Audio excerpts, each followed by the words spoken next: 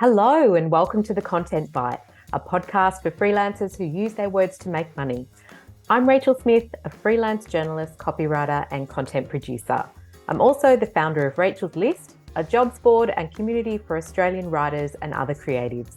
And I'm Lynne Testoni. I'm a journalist and content writer as well. Rachel and I are your weekly co-hosts, and every week we bring you all kinds of tips, tricks, and some fabulous guests to help you make the most of your freelance business. You know, Lynn, I really think that feast or famine cycle that we all go through as freelancers hits harder if you don't have visibility over your finances or you put your head in the sand a bit about what's going on.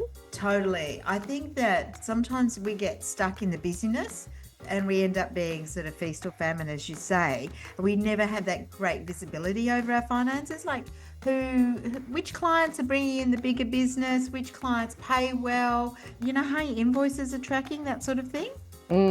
And that's why we love Rounded, because it reveals, you know, where your income's coming from, the most profitable clients and projects that you've been working on. And it also helps you sort of gauge quiet periods that might be coming up so that you can boost your marketing or, you know, all of that. It's true, because I find that the second quarter of the financial year, the sort of October, December are huge for me, always. I'm really busy. And I used to get really stressed about that. Now I have this great visibility. I know when to ramp up my marketing. I think it helps.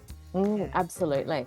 Yeah, so Rounded is a great option for freelancers who want that visibility over their finances and their expenses and their whole, you know, the whole kind of money landscape of their business. Yeah. And if you're a gold member, you get 20% off every year for an annual subscription. And all the details are in the show notes. Absolutely.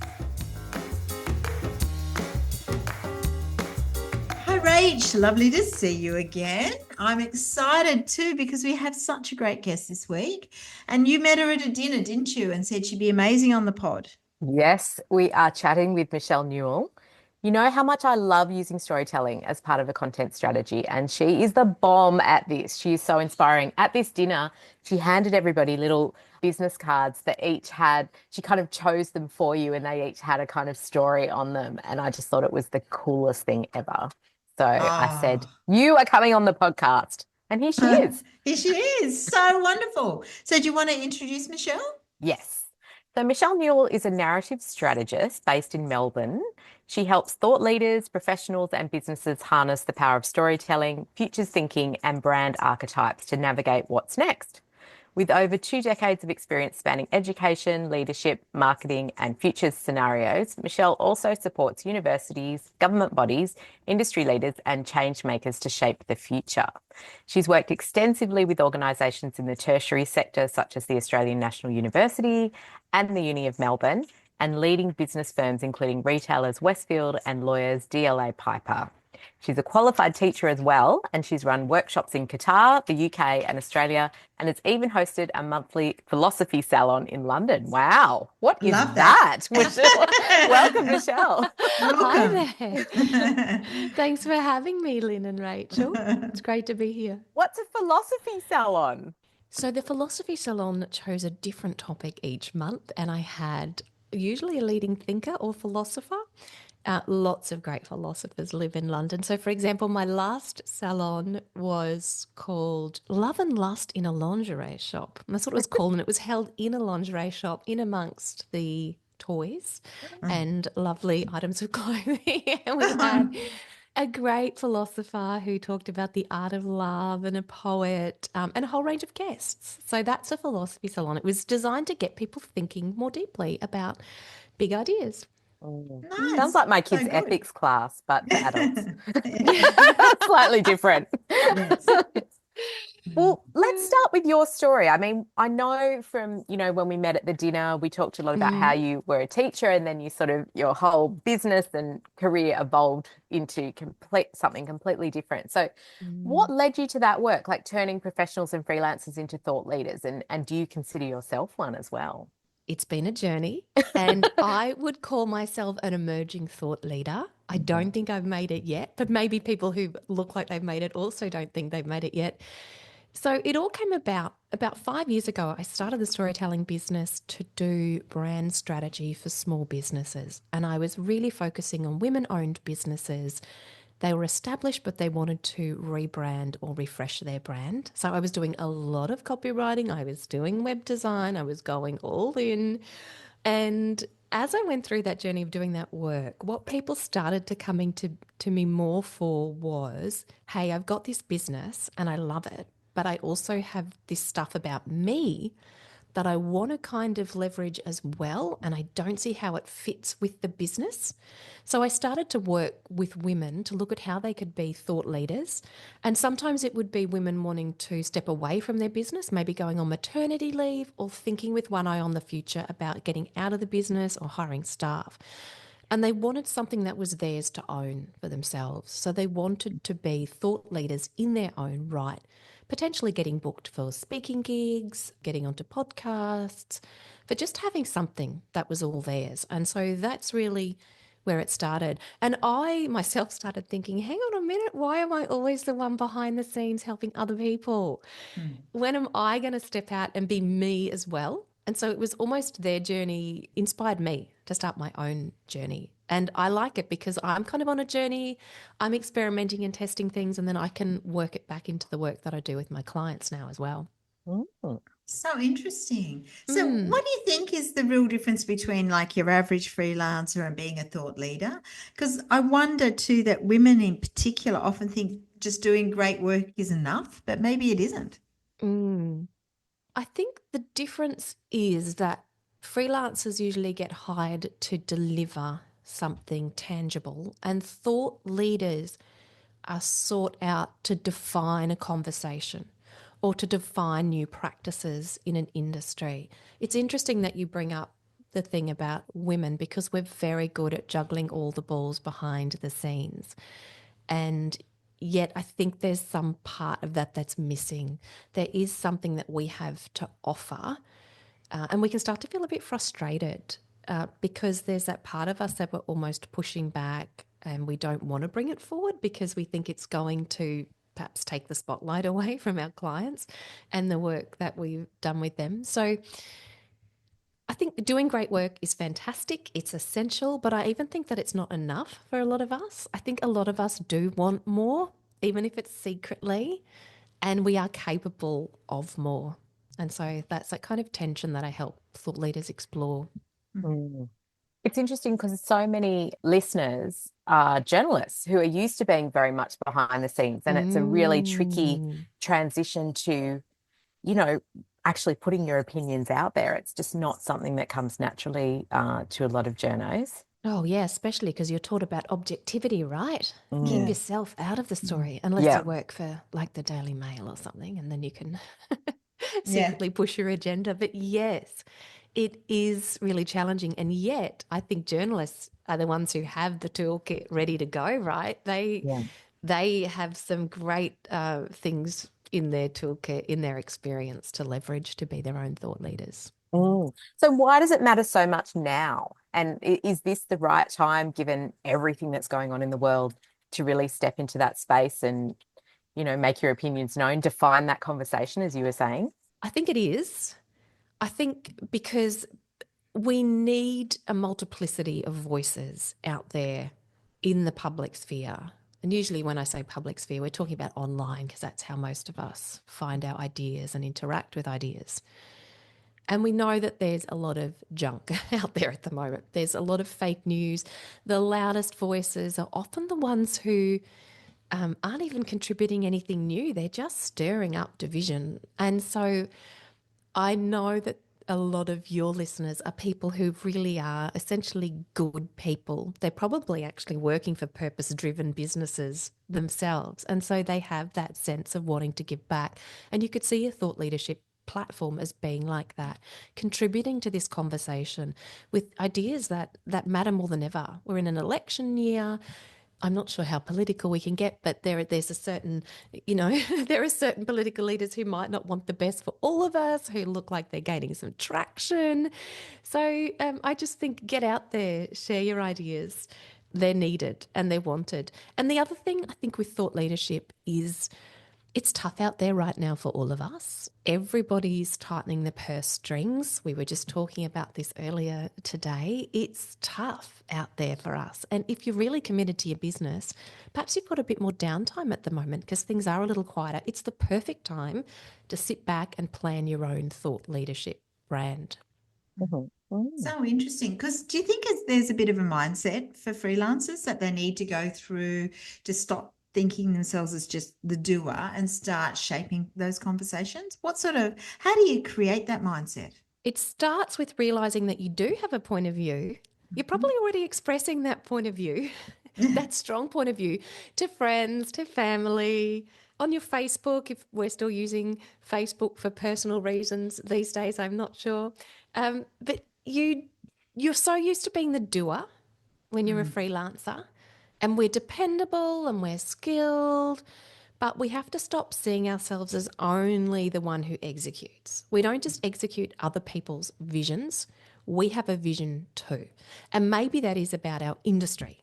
What's something we see that we think needs to change in our industry? Get vocal about that. Or maybe it's about how people perceive copywriting. Oh gosh, especially now, right? ChatGPT, AI. How do you reframe the value of your work and make that perhaps something that you get behind publicly to talk about? Or it could be more broad. Maybe you want to talk about something that's going on out there in the world right now. And that's totally fine. It might not even be related to your business. I talk a lot about futures thinking and future strategy at the moment. I'm starting to try and form a thought leadership platform around that. But my work is about personal branding and storytelling. So they're kind of disconnected, but that is totally fine. This is all about experimenting and exploring. So you do have a point of view, and you've got to start owning that and basking in it. Like just, yeah. Mm. I was reading something on LinkedIn by a freelancer that we know called Becco Francesco, and she said that she did this kind of 5-day put yourself out there. Great. What do you call it? Like not a program, but sort of a challenge, I suppose. Yes. Yeah. So is that sort of how you can get started? Like if you're ready, but you're not really sure, and should you experiment with new tools like maybe video if you're used to writing text posts, or is it what you're comfortable with? How do you kind of get started, I suppose?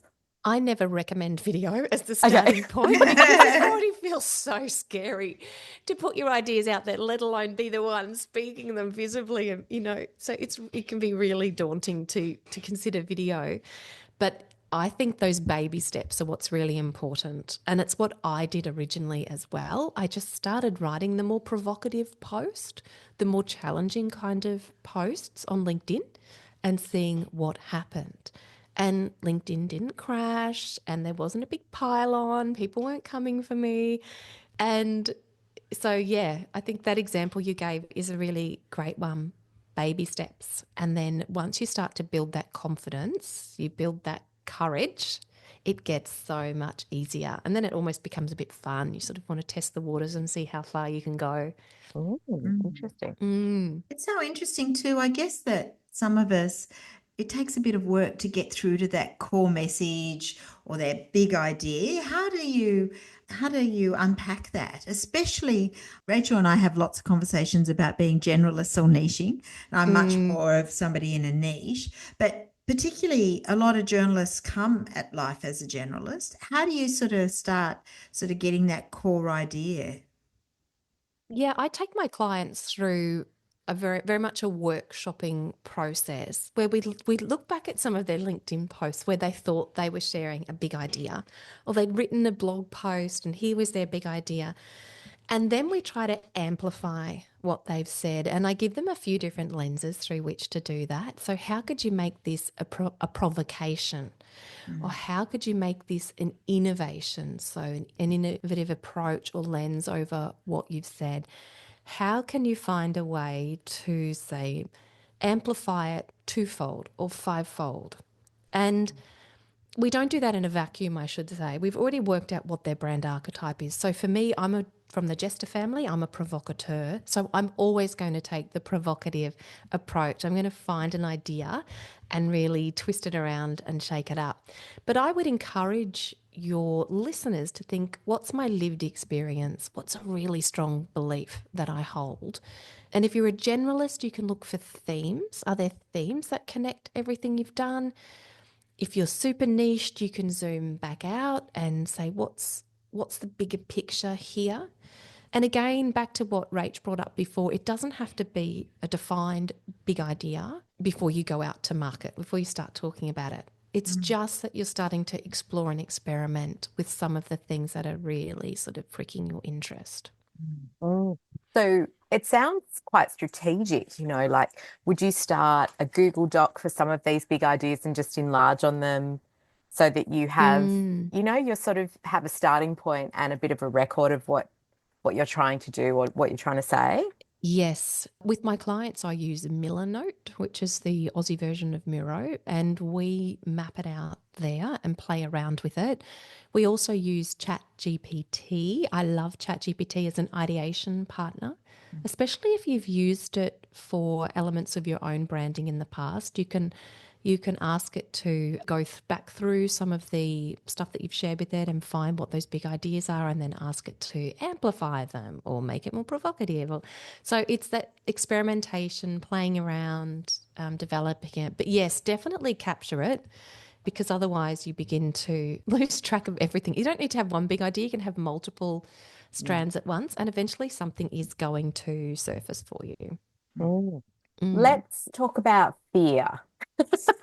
Because you touched on it a bit before and you said Yeah. nothing, I started to get provocative and, nothing happened. LinkedIn didn't, explode Didn't and break. nobody came for me. But I think being trolled is a really big fear for a lot of Mm. freelancers And I think particularly for women too. and for women. So how do you sort of deal with that and how do you deal with trolls if they do come along? Yes. And I think there are different kinds of trolls on different platforms as well. So, there's a few things here. Firstly, I like to use brand archetypes for my thought leaders because it becomes a persona you inhabit. Mhm. This is my character online. So it's almost, I call it your sword and your shield. This is my protective skin. I'm not completely myself. I'm not completely vulnerable and authentic. This is a version of me. So it helps to create that distance between this public figure version of you and the real you. But also, I find, for example, on LinkedIn, the trolls aren't as bad as elsewhere, but also not as bad as you would expect. I got my first troll recently. It was when Elon Musk gave the Nazi salute at the inauguration of Donald Trump. And I felt so upset about it that I immediately made a film, and I very rarely make films of myself, even though I'm sure your listeners are going to tell me it's great marketing practice to be making films. But I jumped on, I made this very raw film. I had really daggy clothes on, no makeup, and I talked about it through the lens of archetypes. Musk is a jester like me as well. He's a provocateur. He's here to disrupt and shake things up. Only he does it for a different purpose than I do. But obviously, when I put that on LinkedIn, there were a lot of people who were Musk supporters, Trump supporters, and one guy really laid into me. And I just ended up having a lot of fun with it. We went back and forth fighting in the comments. I got on ChatGPT. I could tell he'd used his ChatGPT because of that M dash. Yeah. It was back I before use the he. M dash a lot and I'm not using ChatGPT. I know, but ChatGPT used to not put spaces on either side of Oh, it yeah. No, as they well, and don't. that was it stopped. That's the Anyway. giveaway. Yeah. And I had a lot of fun, and he ended up almost sort of going away crying, "Oh, you're not playing fair." I then wrote a post about it and said, "Yes, I've got my first troll." So I tried to just play with the idea of what it meant to be trolled and have a bit of fun with him. But I was able to do that because I have my jester skin on, right? So I felt more confident. It is a risk. I'm not going to deny that it is a risk. But for the most part, I think people are on your side. You find your tribe, you find your people, and you take comfort in having them behind you. So it's equal parts people being uplifting and then a little bit of trolling. Probably not equal, sorry, less trolling. Do you think also that Australians and probably English as well have this sort of fear of being seen as being pushy or a self-promoter? And that's a lot of things. I've had Yeah. feedback that I'm quite out there and and somebody said I couldn't do what you do and be so pushy. And I Mm, found that quite confronted by that. Yeah. yeah. Yeah. And again, that's the reason a lot of women don't want to be more vocal publicly because they do get labeled as being pushy, as being self-promoters. When I work with my clients, we do a lot of work behind the scenes to really frame out what our purpose is. Why are we doing this work? Is it to be a self-promoter, or is it to use our ideas and our platform for a greater good? And I think that gives you a sort of a resilience when you've got that foundation, when it isn't just about, oh, I want to be an influencer. It does make it easier. That's so interesting. Mm. So are there some common mistakes that freelancers make when they position themselves as a thought leader? What sort of things do they do wrong? I think, surprisingly, what they do wrong is that they don't go bold enough. They're not Ah, brave really? enough. I think a lot of what you see on social media right now that is passing for thought leadership, they're not thought leaders. I call them thought repeaters. And at first, because they dazzle, they're beautifully spoken, they look good on camera, they have great branding. You are dazzled for a moment into believing what they're saying and thinking, wow, that's so interesting. But for those of us, especially copywriters and journalists, we critique, we interrogate, we see the meaning behind the words, and you very quickly realize, oh, hang on, for a moment there, I was almost fooled. So there isn't a lot of really genuine thought leadership out there. And I think the mistake people make, the kind of people that I work with at first, is that they are not bold enough. And they totally could be bigger and bolder. And then that is how they're going to raise their visibility. Mhm. Mm. Well, I mean, thought leaders don't just post online, they get booked to speak. So, how do you start getting those speaking gigs, either on a podcast or a stage? I think for freelancers especially, those speaking gigs are gold, right? Because it's that extra income stream, but it's also raising your visibility, so you're hopefully attracting more clients. But it's also a great opportunity to shape your ideas in the planning and the prep for speaking on stage or running workshops. I do a lot of both of those things. It's great to frame your ideas and come up with unique frameworks for your ideas and your work. And it's all about pitching, right? We don't all love it. I certainly don't love pitching, but all of my gigs I've found by just looking for the ideal events that I'd like to speak at and cold contacting them and saying, I've got these 3 ideas. I always do come up with 3 different things that I could speak on. And then more recently, what I've started doing is collaborating. So I've got a couple of people I've partnered with, and I've just reached out to them and said, hey, I'm an expert in this, you're an expert in that. Why don't we combine our skills and do some joint pitching for speaking events? And that's actually a great way to start if you're not feeling as confident about putting yourself out there on a stage. Yeah. Mm. It's also interesting because I do quite a bit of that, some workshops and in conversation things. And it also helps you charge a premium for your services because people come to you. And that does tend to raise your rates like organically because you're not out there sort of pitching for business. Business is coming to you a lot more. Yeah, it's a really good point, Lynn. Mm. I actually have to say that when you did pitch to us, you gave 3 really good ideas, like written. Yeah, we almost couldn't decide. So it's a really good tactic, isn't it? It's almost like pitching to a magazine, pitching to a podcast or on stage, and sort of writing the pitch as you perhaps would to an editor. You know, it's almost it's story. It's the story that you want to present. It's the idea, you know. And if I could also just add, when I started this pitching, I didn't have any evidence that I had experience speaking on a stage. People booked me purely on the strength of that pitch. I could have been a terrible public speaker.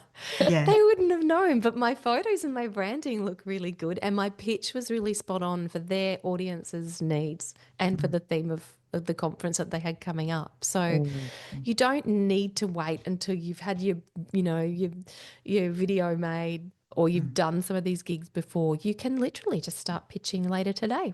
Yeah. Yeah. Interesting. There are events going on right now that you could pitch to. And some of them you won't get paid for. Yeah. And that is fine as long as you can figure out what's in it for you and that you are getting something out of it, whether that's the email list or exposure to other people, a group of people who could become potential one-on-one clients. but eventually you will start commanding those fees and the higher fees as well. Yeah. Mm. So if someone's listening and they're thinking they'd be ready to be a bit more visible, what's a small move that they can make this week? I would encourage them to just open up a document and just start a little sentence. I want to be known for, and go wild with that. What do you want to be known for? Forget about the work that you're currently delivering, whether you're doing copywriting or media releases, PR, web design, whatever it is, forget it. If you had a blank page, who would you be? And then look at really what that is telling you about your areas of interest or things out there that are bugging you right now. If we had more time, I would take you through a workshop that I actually do with my clients. I do this in group workshops, actually. I love tapping into anger. Harnessing your anger for good is one of my big ideas. So I talk a lot about manifestos. Let's get angry. I teach people to write them. And I often ask people to write a story about what gets them angry. So you could also experiment with that. What is something that makes you really angry? And then you dissect it and look at what really, really matters to you.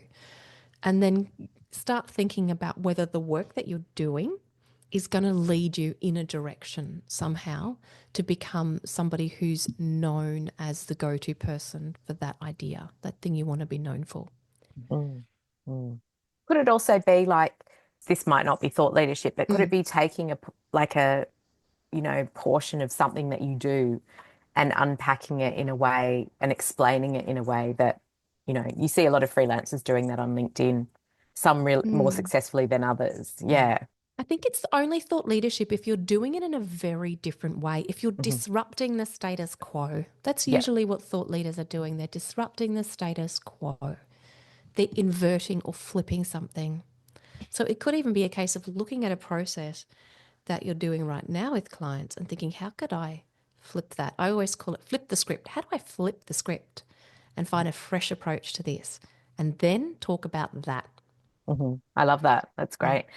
Well, we love to ask all our guests about their favorite tech tips and tools they'd be lost without. You've already mentioned you are a fan of ChatGPT for ideation. Are there any other tools that you love? I have to mention ChatGPT again because I love her. I have her on my phone. I talk to her. We throw ideas back and forward. I've built a lot of really cool frameworks for my workshops, for storytelling, for change workshops with her. Of course, I'm a huge fan of Canva. And also I've recently launched an audio story series, The Future Story Co. Some of the work that I do is with futurists and local councils, and we do strategic planning based on future scenarios. And my tech tool for that is 11 Labs. So I've turned my voice into an AI voice, and then there's thousands of other voices there. So instead of me reading aloud the script, because I've always got hay fever, I thought I'm going to turn myself into AI and use AI Michelle and other people to read aloud the story. So I love it. 11 Labs. That's my recommendation. Oh, so interesting. Well, there's so much to unpack here, Michelle. So I think we got really inspired about being a thought leadership. I have to try and think of what makes me angry. I don't get angry much, so I have to try and channel that. But thank you for such a great chat. So where can people find about you and so your workshops and a bit about your work? So I have my website, thestorytelling.biz. And most of the workshops I run are in-house for organisations, but occasionally I do run public workshops. But I have a super cheap service that I launched recently, which is to find your brand archetype, because I know everybody's saving the pennies right now. But the other thing, if you want to see me raw and unfiltered, go to LinkedIn. Yes. Watch me potentially. You are raw and unfiltered on LinkedIn. Cool. We'll pop a link to that in the show notes as well. Yeah. And go forth and connect with Michelle. She's excellent value and you will learn lots. I know I have. Thank you, Rachel. Thanks, Lynne. Michelle. Yeah. We'll see you all next week. Yep. Bye. Bye. Bye. Thanks again to our wonderful sponsors, Rounded, easy accounting and invoicing software that helps freelancers run their business with confidence. And don't forget, if you're a gold member of Rachel's list, you can check your welcome emails for an exclusive discount code on the annual subscription rate. You can also find it in the private Facebook Gold group, or just contact us at hello@rachelslist.com.au.